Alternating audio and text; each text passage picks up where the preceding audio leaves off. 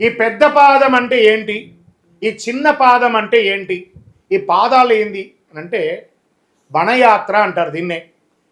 ఎరుమై కొళ్ళి అని చెప్పారు చూస్తారా, స్వామివారే స్వయంగా ఎరుమేలి నుండి మొదలు పెడితే శబరిమల వరకు నడిచి వెళ్ళారు. ఎరిమేలు నుంచి శబరిమలకి వచ్చేటప్పటికి ఆల్మోస్ట్ 63 కిలోమీటర్లు ఉంటుంది, 48 మైళ్ళు అంటారు.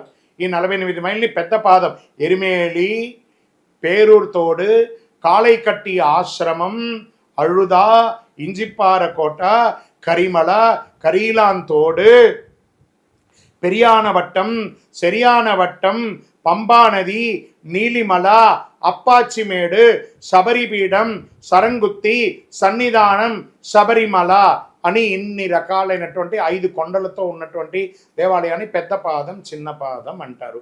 ఇలాంటి చోట నడిచి వెళ్ళడంలో కొన్ని ముక్కోటి వనమూలికలతో కూడినటువంటి చెట్లండి.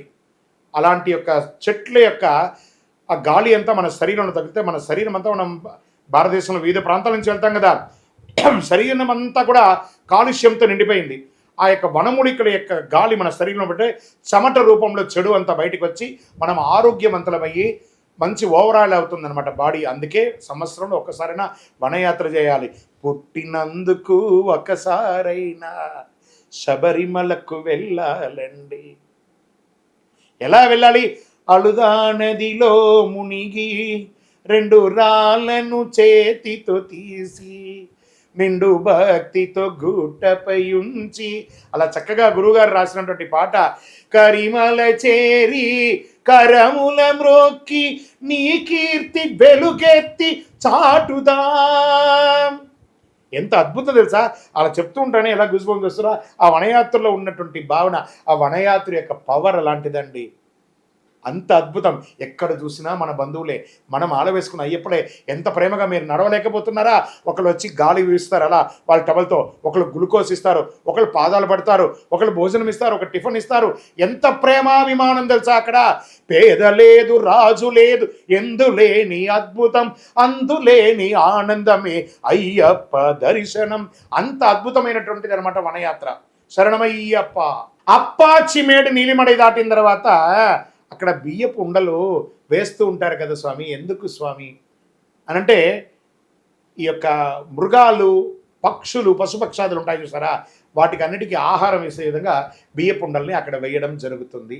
వాటికి అన్నిటికీ కూడా ఆహారం. ఇందులో చూడండి, పరోపకారార్థే ఇదం శరీరం, నేను నా కోసం దీక్ష తీసుకొని వస్తున్నాను, దానితో పాటు పశుపక్షాదులను కూడా నేను కాపాడుతాను అని చెప్పే ఒక సంకల్పమే ఆ బియ్యపు ఉండలు అప్పాచిమేడులో అలా విసిరివేయడము.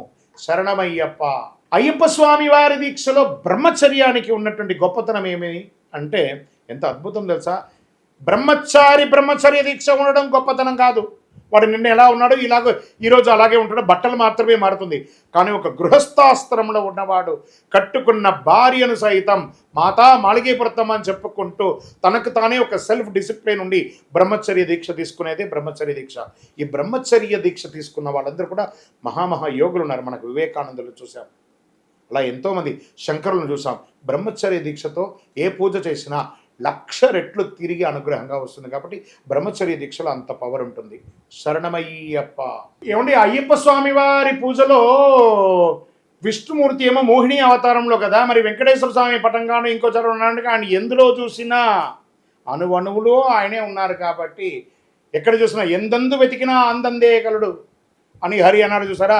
ఏ రూపంలో అయినా ఆయన ఉంటారు. కాబట్టి ఏ రూపంలో అయినా పెట్టి ఆయన్ని పూజించవచ్చు, తప్పు లేదు. కానీ పూజిస్తున్నారు కదా, ఆనందపడతారు.